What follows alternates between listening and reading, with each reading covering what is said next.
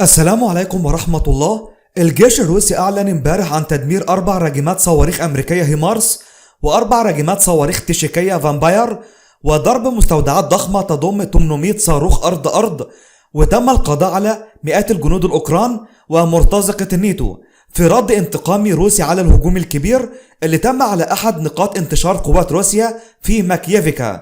الخطوة دي يا جماعة مهمة جدا، وسبق وقلت في تحليل فيديو المجزرة الروسية ان هجمات اوكرانيا هتستمر على مواقع قوات روسيا وعلى اهداف المدنيين لحد ما يتم ضرب كل راجمات الصواريخ وتدمير جميع مستودعات السلاح والذخيرة، بحيث ده يصنع ضغط هائل على قوات الجيش الاوكراني من نقص السلاح، نقص الذخيرة، نقص اعداد الراجمات. فما تقدرش اوكرانيا تشن هجمات اغراق بالصواريخ على مواقع قوات روسيا، لان وقتها كل صاروخ اوكراني هينضرب هيكون بحساب. ولو فكرت اوكرانيا انها تضرب مواقع قوات روسيا فالهجوم هيكون ضعيف جدا بعدد صغير من الصواريخ وعلى فترات طويلة، بحيث ده ما يشكلش اي تهديد على قوات روسيا. وبالفعل روسيا دمرت راجمات صواريخ هيمارس خلال ساعات بعد الهجوم الكبير، بالاضافة الى تدمير 4 راجمات تشيكية وتدمير 3 مدافع امريكية من طراز M37. روسيا يا جماعة بتنشط اكتر في خطة اسكات مصادر نيران الجيش الاوكراني، لان مش منطقي ان الدفاع الجوي الروسي هيغطي كل شبر تتواجد فيه القوات الروسية بنسبة 100%، خاصة وان خط المواجهة طويل جدا اكتر من 1200 كيلومتر. تخيل انت محتاج تأمن خط مواجهة طويل جدا بطول 1200 كيلومتر، دي دولة كاملة عشان تأمن المساحة الرهيبة ديت. بالتالي ما ينفعش الاعتماد الكامل على الدفاع الجوي الروسي في المساحة الكبيرة، ومفيش اي حل غير بتدمير راجمات الصواريخ الامريكية على الارض وتدمير مدافع الناتو وراجمات جراد. يعني اي منصة اوكرانية لازم تنضرب، لازم يتم حرمان اوكرانيا من قدرة الرد بهجمات الاغراق الصاروخية والضرب العشوائي والضرب المنظم. بالتالي ده خلى المخابرات الروسية تنشط اكتر وتجند شبكات الاقمار الصناعية الروسية ورادارات المدفعية عشان تقدر تحدد اماكن راجمات هيمارس وراجمات الناتو وتضربها وتوجه ضربة ساحقة لقوات الناتو. الكلام ده سبق وقلته قبل كده اما روسيا دمرت راجمات صواريخ جراد بعد المجزرة اللي حصلت في دونيسك لعناصر المدنيين، ان روسيا لازم تضرب الراجمات بشكل اسرع، مفيش حل تاني. ودلوقتي الظروف المناخية في الوقت ده بتساعد روسيا بشكل كبير في تدمير الراجمات والمدفعية، لان من الصعب تحريك الراجمات والمدفعية بسرعة مع ظروف المطر والطين، وده بيأخر زمن اخلاء مواقع الاطلاق وبيدي الوقت لروسيا للوصول بشكل افضل لمناطق الضرب وتدمير راجمات الصواريخ وقطع المدفعية. وده يعتبر جزء من الرد الانتقامي الروسي على اوكرانيا والناتو، لان مش من السهل ان حلف الناتو يمد اوكرانيا باعداد تانية من الراجمات، لان دي يا جماعة بتعد اسلحة رئيسية لحلف الناتو. مش من السهل على الناتو انه يضحي بيها ويمد بيها اوكرانيا بعدد كبير. بالتالي كل راجمات صواريخ وكل مدفع بينضرب ده بيوجع امريكا جدا، فلازم روسيا تصحى اكتر من كده وتنشر اعين الاستخبارات في كل شبر في كل مكان وتصرف اكتر، وتجند روسيا الاف المواطنين في كل مدينة وفي كل بلدة في اوكرانيا.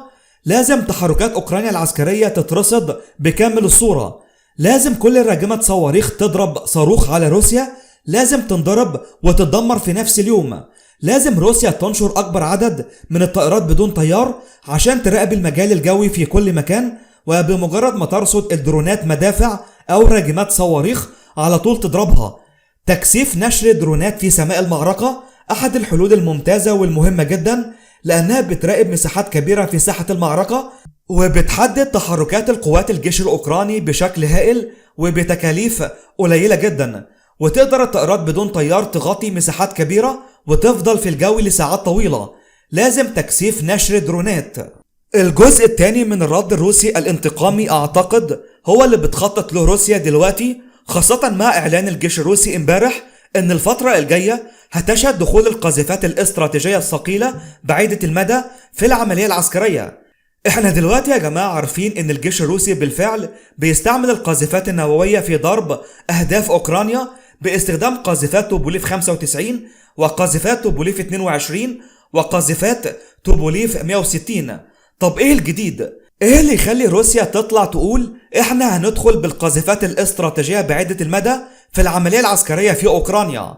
اعتقد ان روسيا تقصد ان الفترة الجاية هتشهد دخول القاذفات الروسية في ضرب اهداف الحكومة الاوكرانية وضرب مراكز صناعة القرار باستخدام القنابل الثقيلة التي لا تحملها سوى الطائرات القاذفات الاستراتيجية الروسية، زي كده قنابل ابو القنابل الروسية اللي بيوصل وزنها اكتر من 14 طن، ودي بتعد اقوى قنبلة في العالم واللي بتصنع موجة تدميرية مشابهة جدا للانفجارات النووية بدون اشعاع، وبتعتبر نوع من انواع القنابل الفراغية اللي بتستخدم الهواء الجوي لصنع موجات تفجيرية مدمرة كاسحة، واللي تم تصنيعها من جانب روسيا ردا على قنبلة القنابل الامريكية اللي تم استعمالها اكتر من مرة في ضرب كهوف افغانستان.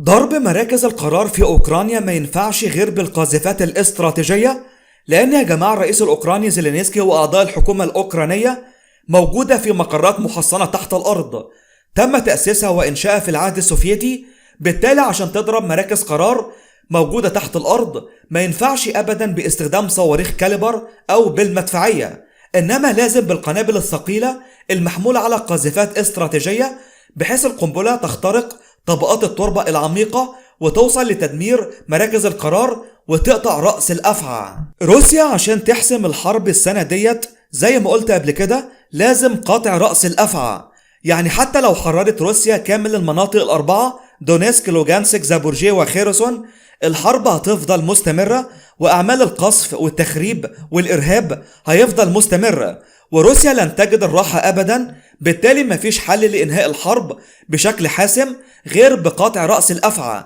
وتدمير مراكز القرار. وقتها أوكرانيا هتدخل في حالة فوضى بلا قيادة بلا نظام بلا سيطرة بلا إمداد للجيش بلا تنظيم بلا إدارة، وده يخلي الجيش الأوكراني ينهار ويستسلم زي كده ما عملت أمريكا في العراق 2003. أول ما دخلت أمريكا استعملت قنابل ثقيلة وقنابل خارقة للتحصينات في ضرب مراكز الحكومة في العراق وضرب المخابئ ومقرات الحكومة والقصور الرئاسية، ده صنع حالة من الفوضى في العراق وتسبب في انهيار الدولة بالكامل، ودخلت أمريكا العراق، بالتالي عشان تدخل دولة ما لازم تضرب رأس الدولة. الحل التاني لحسم الحرب ان روسيا تكمل على مرافق الطاقة، وبدل ما اوكرانيا بتشتغل دلوقتي ب50% من شبكة الطاقة الكهربية تخلص روسيا على النص التاني، لكن اعتقد ان بوتين مش عايز الحل ده لانه حل صعب جدا، مش من السهل على اي انسان انه يعاقب المدنيين ويضرب مرافق الطاقة بالكامل في عز الشتاء والبرد ويعرض حياة شعب كامل للخطر عشان واحد مجنون واحد نازي بيقود هذا الشعب. بالتالي ضرب مراكز القرار في أوكرانيا بيعتبر الحل الأسهل لروسيا والحل الأسهل لبوتين، وده مش هيتم إلا بالقاذفات الاستراتيجية والقنابل الخارقة للتحصينات. فهل روسيا بتقرب من الحل ده؟ أعتقد بتقرب جدا، ومش هنستنى كتير عشان نشوف الضربة المنتظرة الروسية. بكده فيديو خلص، ما تنسوش يا جماعة اعجاب للفيديو، الاشتراك في القناة، مشاركة الفيديو على اكبر قدر من الناس عشان نستمر في معركة الوعي.